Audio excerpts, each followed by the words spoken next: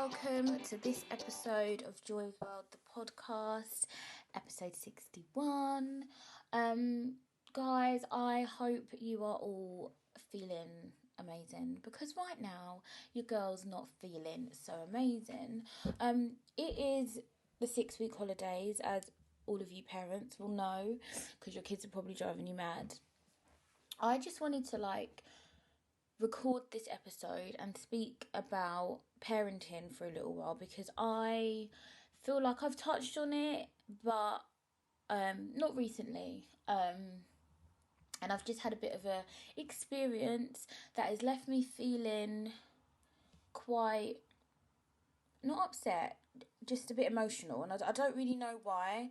And usually I would just call one of my friends and speak to them about it and moan about it, but I thought maybe this is something good to share, because because I feel like I don't like to talk too much about what I struggle with. I like to make out like everything's fine and I'm fine, everything's good.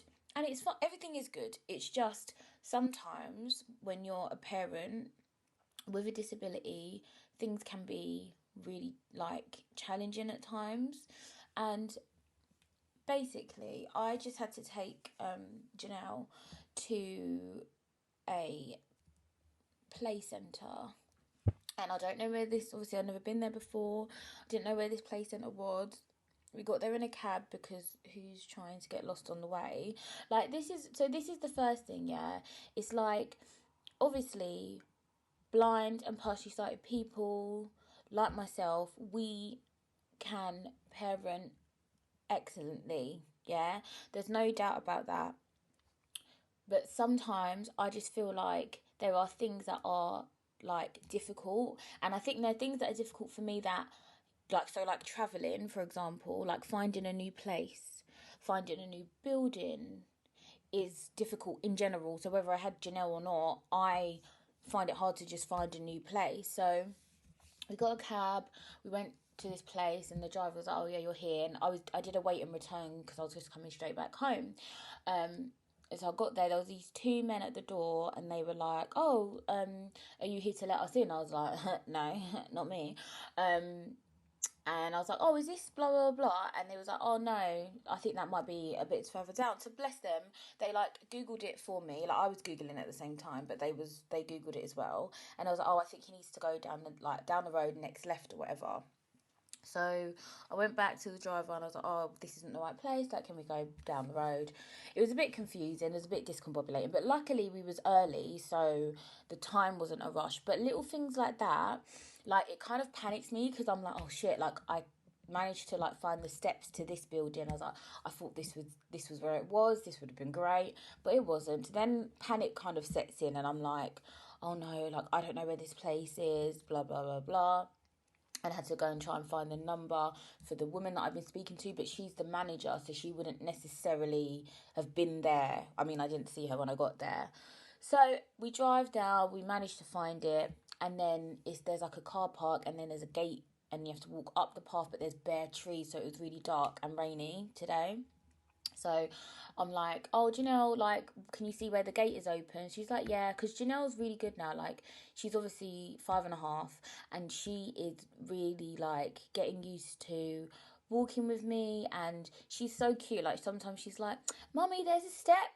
I mean, not all the time, but sometimes. I mean, I do use my cane, so I'm not, I don't rely on her, but now that she's getting older, she is getting, so good at, guiding, but you still can't put your full trust in her. She's a child. And I think that's another thing that kind of bothers me, is that sometimes people are like, oh, isn't she so good helping mummy? Yeah, she helps mummy a little bit, but it's almost like people think that she is some superpowered child, and she is a human guide dog. I mean, really? But do you know what I mean? People think she's literally doing everything, and it's no, babes, she's not. She's great, don't get me wrong, but I'm still the grown-up. Do you know what I mean? I still need to, find my bearings, know where I'm going. So we go up this path and we get to the gate. There was like one family there, and I was like, "Oh, is this the place?" And she was like, "Yeah." I was like, "Okay." And it was bare raining, guys, and I only had a hoodie on, and I didn't wear a bra because I thought, well, I was only going to drop her off. I was like, "What am I wearing a bra for?" Do you know what I mean? So yeah, I had my hoodie on. It was raining, and they didn't open the gates right till 9 o'clock, so we was a bit early. So that's fine. We was just standing in the rain for a little bit.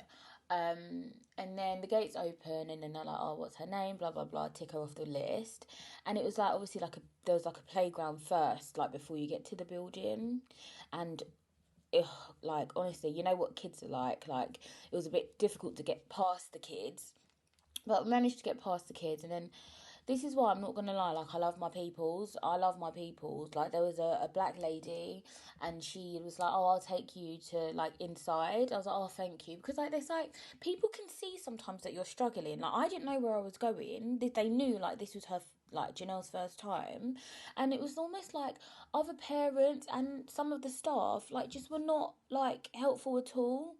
And it was really like I was just standing there like, so where do I go now? Left, right, center? I don't know. Like it's just, oh, it was just so like I felt so like disorientated and just like I just didn't know where I was going. Um, so anyways, this lady like she helped us to the door, and she was showing like, you know, where she puts her water bottle and everything like that. And she took her inside, and she was showing her around. And then obviously you know what kids are like. It was her first day, so she was a bit clingy to me, and she was like, I was like, "Oh, be a good girl, and I'll give you Nutella sticks later." Blah blah blah. So, yep, I left her, and then the lady was like, "Oh, do you want me to show you back out?" I was like, "Oh, yeah, thank you." And then she showed me out, and then another guy that worked there, I was like, I think the woman like kind of looked at him, because then he was like, "Oh, I'll take you from here," because there was like quite a long way that you had to go, like through two gates. Um, and so then I was like, "Oh, what's your name?" Blah, blah, blah. Because you guys know me, like, I'm chatty. Do you know what I mean? I can chat. But when, like, people are around you, but they're not speaking to you, it's hard to know if you can speak to them. Like, if people are a little bit of a distance away from me, I can't see them. Like, I can't make eye contact with them. It's only if you're near me that I can kind of see your outline. So went through this next gate. Then it was back to where the trees were, which was all the dark bit. And then I had to like try and find there. Then these two women came down. They must have been like other parents. I was like, "Oh, excuse me," because there was like there was like, it looked like there was two paths, and I was like, "Oh shit, I can't remember which one I came up," because I do everything by like memory, like literally, like if there's a step, I'll remember where the step was. If there's a slope, I'll remember where that was. But because it was so dark, I couldn't even use like my little bit of vision to help me get to the gate. And I was like, "Oh, excuse me, is it this gate or this gate?" And I was like, "Oh, it's this one, blah, blah, blah." So I went past there. Then it was like a car park, but my cab, who was waiting for me, decided to go, and I guess he had to park somewhere maybe. He wasn't in the same place, and I was like, "Oh, for fuck's sake." And I didn't have his number because I'd booked it through like a company, so I had to call them. And I was like, "Is my driver still here?" She's like, "Oh yeah, he's showing up in the car park." I was like, "Okay, could you ask him to drive around because I can't see him?" And this is another thing, guys, yeah, like when there was other cars there all in a row, unless it's like a bright car, like a white car or maybe a silver one, if that's the only, you know, bright one, then I can notice it. But this was a black car, and there was bare black cars, or they looked black, they looked dark. And so I was just like, yeah, could you give him a call? So she called him, and then he came round to me, and then I got in the cab, and I just felt like, I don't know, like I just felt so shit, because it's like you always want to be like not in control of in control of where you're going and what you're doing, but obviously like for me to learn the route to somewhere new, um I need to get like some kind of like mobility training from the council, or go to the place a couple of times with someone sighted who can point to me out, like, "Oh, this is where you should cross, this is this is that." So even obviously, like as I say, the travelling there wasn't too bad because we got in a cab, but it was just, I just felt so shitty. Like I just felt like a shit mom. I'm like, oh, like all the other parents could just like find a new place and walk their kids in, and then like go home and everything's fine. And it's like, I feel like people just don't like understand how difficult this, like the simplest things can be. Just finding a building it's just so difficult. It's just so difficult. And I feel like other people just should like just watch out for things like that. Do you know what I mean? Like, speak. Like, use your voice. Like, I have a cane. You can clearly see that I'm visually impaired. Like, it's not difficult. Like, just speak to me. Like, I'm not gonna fucking, like, hurt you. Like, you're not gonna get... It's not contagious. Like, you're not gonna go blind if you talk to me. Like, it's fine. And I just feel like it's difficult. And right now, guys, to be honest, I'm just dreading going back there. I'm like, I don't want to go back. Like, not that I don't want to go back. I want to get Janelle. But I mean, like, I'm not looking forward to it. Like, because I'm scared, like, oh, what if the cab driver doesn't know where to go again? What if I'm late? Like, is there going to be loads of other parents in the way? Like, I don't know. I'm just not looking forward to it. I'm really not looking forward to it.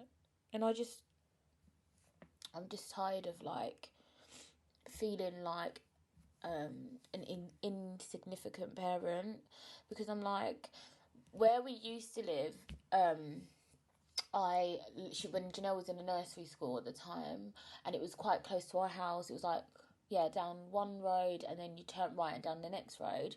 And like, obviously I learned the route to that, and then when I learn the route to places I get confident with it, like, because I remember where everything is. But she's only going to be at this place for a week, do you know what I mean? And so you can't get training for a week, you know? Like, by the time you got, like, it takes more than a week to even set up the training, let's put it that way. Like, to set up mobility training, because they have to do like a risk assessment, blah blah blah, do the plan, find time. It's going to be long, so obviously that's why I'm getting a cab.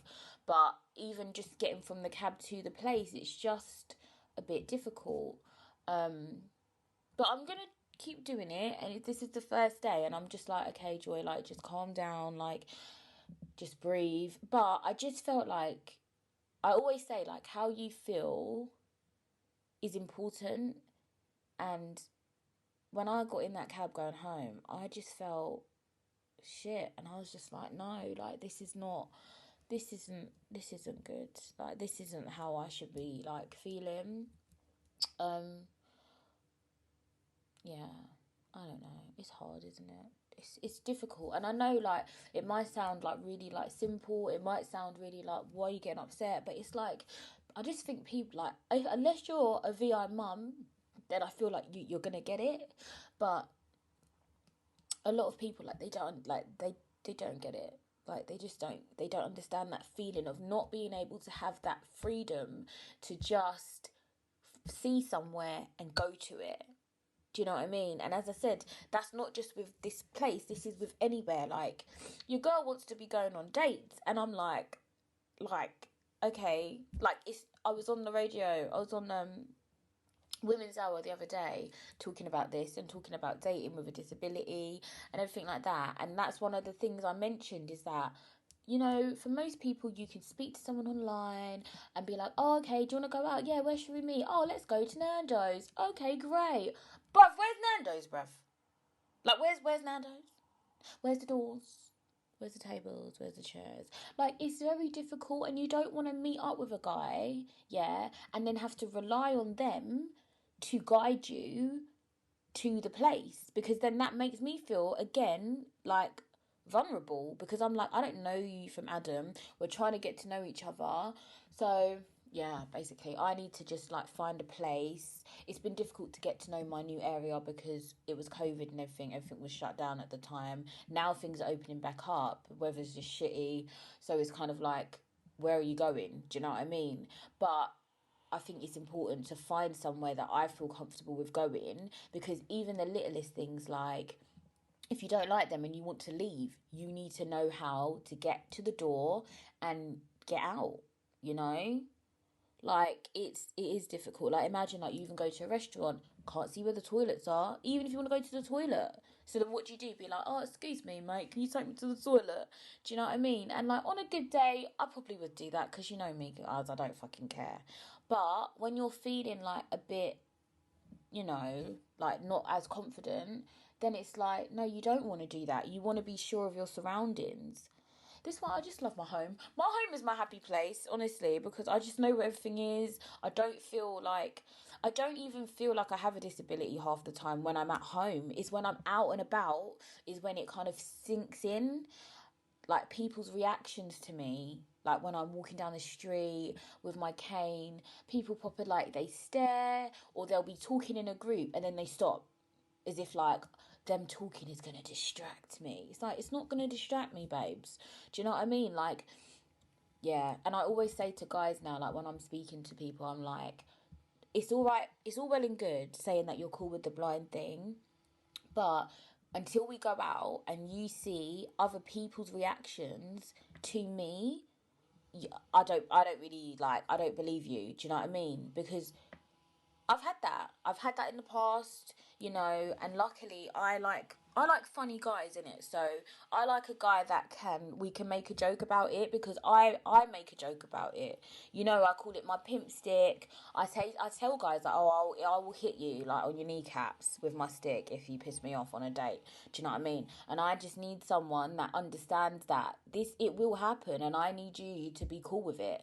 Do you know what I mean? Because not everyone is. A lot of people care about what other people think, and they're going to be staring at their woman, but not in a not necessarily a bad way, but not in a good way. Do you know what I mean? Not like, oh, look at that Joy, she's sexy. They're going to be looking like, oh, look at the blind girl going on a date. How cute. Fuck off. Like, it's not cute. Do you know what I mean? There's nothing cute about me. Well, why, guys? There is one thing cute about me. I have one dimple. I'm drinking a tea, sorry. Why do I have one dimple? Is there surgery to get like another dimple? Because it's weird. Like, I've got one dimple on my right cheek and that's it. Where's the one on the left cheek? What's going on here? I don't understand. I don't get it. Yeah. Anyway, yeah, that's the only cute thing about me. So it's just, yeah, it just got to me today. It really did get to me. And something like I would say to anyone else who's like a blind or partially sighted mummy, I would say like, just breathe. Breathe, and the things that you may like struggle with, just know that we get you and we feel you, and you're not on your own. Like when I was pregnant with Janelle, I'm alright. Sorry, I feel very emotional today. I don't know what's going on. I don't like. It's not time of the month yet, so I don't know why I'm emotional. But honestly, I was fine, absolutely fine this morning. But it's just that situation, just going there and feeling so like fucking useless. It's just got me really emotional. But yeah, if you're a VI mum, like, just know that you are not alone. Like, when I was pregnant, I joined Blind Mums Connect. I think they were called Blind Mums Connect. I think they're called something else now. I think they're called like Blind Parents UK now. But they were like a Facebook group, and like I remember, because obviously like I didn't plan to have Janelle. She was a surprise. Whoops, there's a surprise, baby.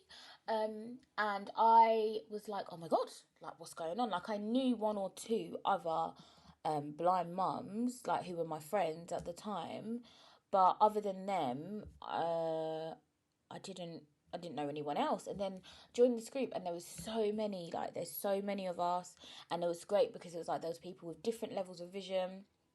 Some people total, some people had like similar to me, some people had less, more, whatever, and everyone had gone through it already. So it was like some people were also pregnant, or some people had toddlers, some people had teenagers. Like whatever you would asked, it was almost like someone had been there and done that. And like I found that really helpful. Like I remember like asking what kind of buggy I could get that I could pull behind me. Well, that I no actually I think I didn't even think that I'd be able to have my baby in a buggy, because obviously I couldn't push it.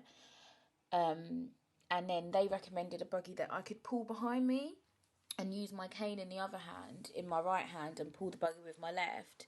And honestly, like I was so happy when I've still got that buggy now. I use it, and we use it a little bit for my niece. I think it's at my mum's. because it's quite lightweight. But I was just like, I felt like, no, like this is great, because at first I did have her in a sling, but after about 8 or 9 months she just got heavy. I was like, I can't be, do you know what I mean? Like my back, my blood clot back. Like I couldn't. And so little things like that, like, and people was telling me how some of them would put their kids in like trainers that like made a bit of a noise, or even if they had to put a bell like on them or something. I was saying like, I'm gonna have to dress my child in bright clothing because I can't see like dark colours. If we was to go anywhere, like, I don't know, a little play group or something, like I need to put her in something bright. And so that's what I do even up till this day. Like I put her in bright stuff, coats are bright, everything. Like I need it bright so that I can see like where she is at least a little bit. um and I remember, so like when she was in her first nursery in the old flat, um I learnt the route there. Then she went to another nursery in a school. I learnt the route there because it was all relatively close and I had time to learn it. But it was when I moved to this new flat about a year ago, I couldn't get training. And so I had to, for the first time, get a childminder. So we have an amazing childminder, and she does the school run for me. And I remember like that feeling, like I felt so, again, I felt like I felt today, like I felt like such a shit mum, because I was like, oh my god, like you've been doing the school run all this time in the old flats, yeah, and now you've moved here and you can't learn the route. And it was like, and I also started working as well, and I was like, I know, and don't get me wrong, I know that if you have a childminder it doesn't mean that you're a shit mum. But what I'm saying is I've always felt like since I was pregnant, I think I've kind of felt like I have to prove to everybody that I can do this on my own. So I've never had support with Janelle, like in terms of like paid, someone paid to help me.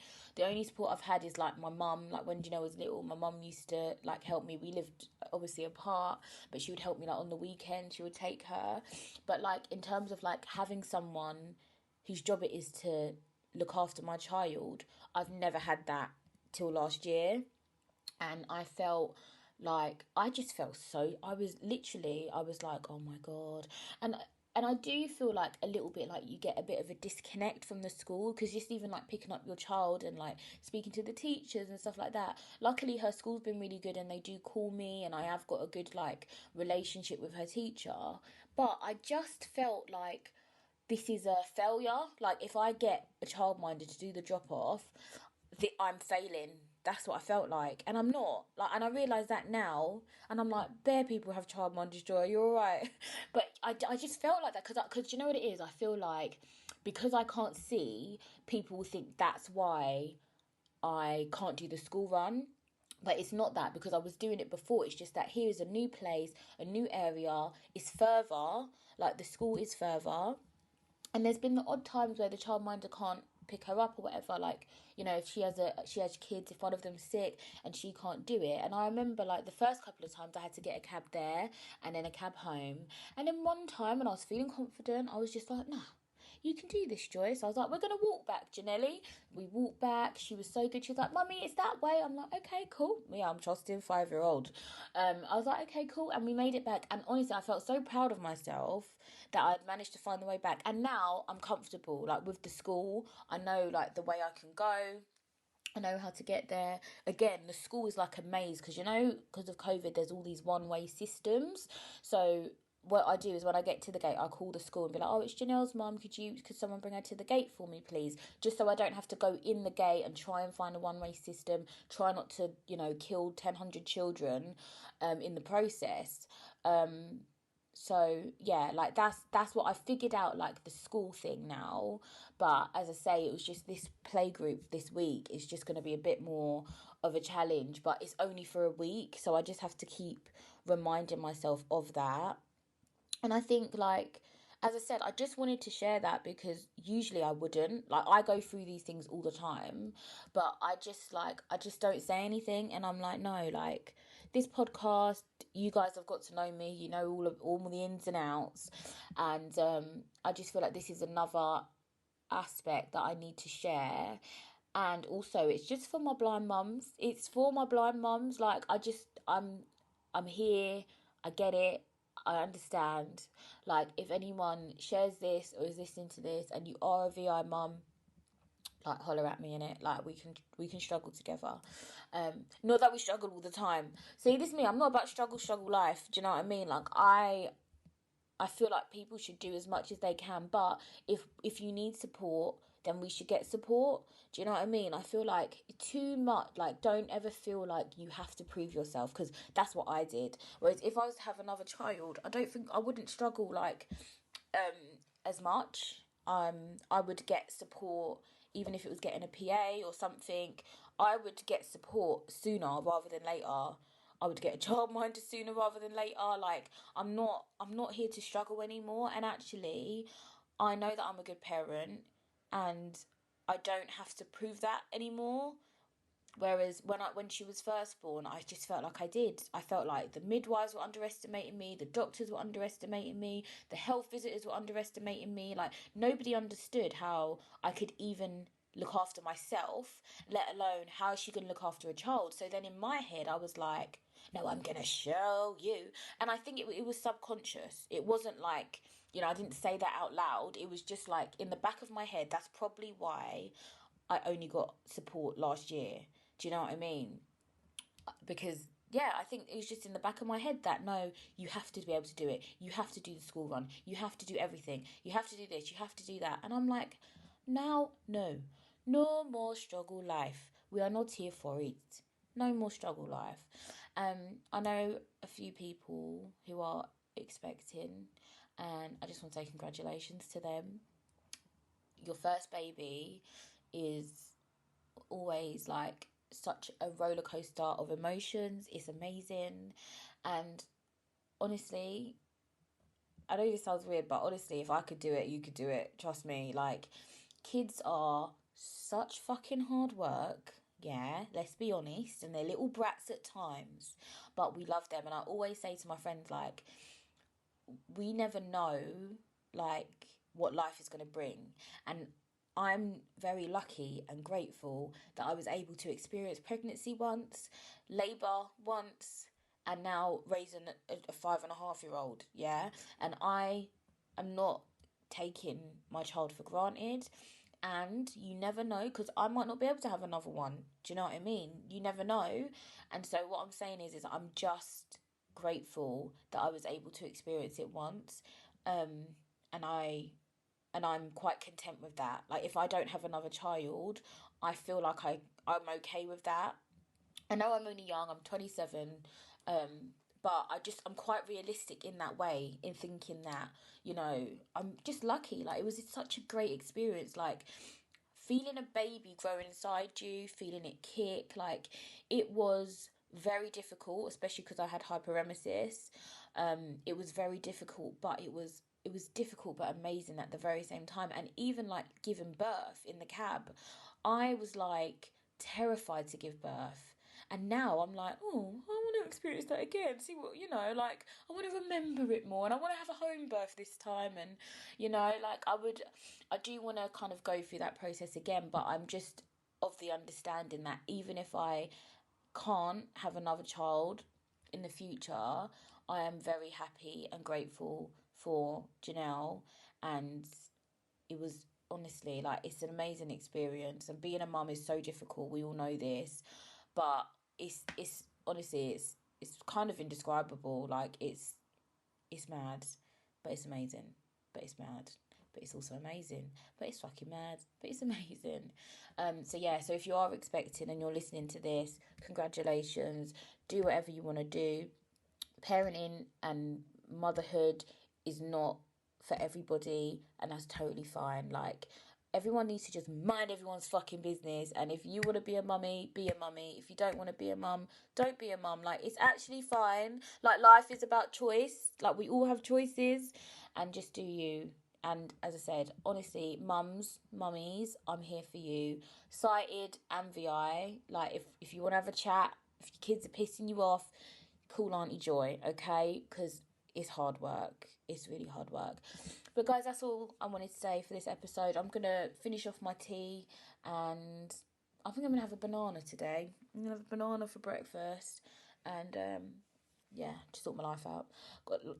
I've got lots of things to do, lots of things coming up, but I am gonna get you guys more interviews very soon. And yeah, thank you so much for listening. That was a really difficult thing, like, to record, actually, because I just don't talk about it really. But thank you if you're still listening. Thank you. I love you.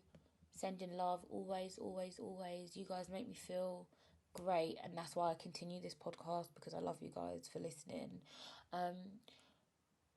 Follow your dreams and follow me on Instagram at Joy's World the Podcast. Follow me on Twitter at JoyXOXO. Email me joyspodcast@hotmail.com. Remember to stay happy and live your best life always. Mwah.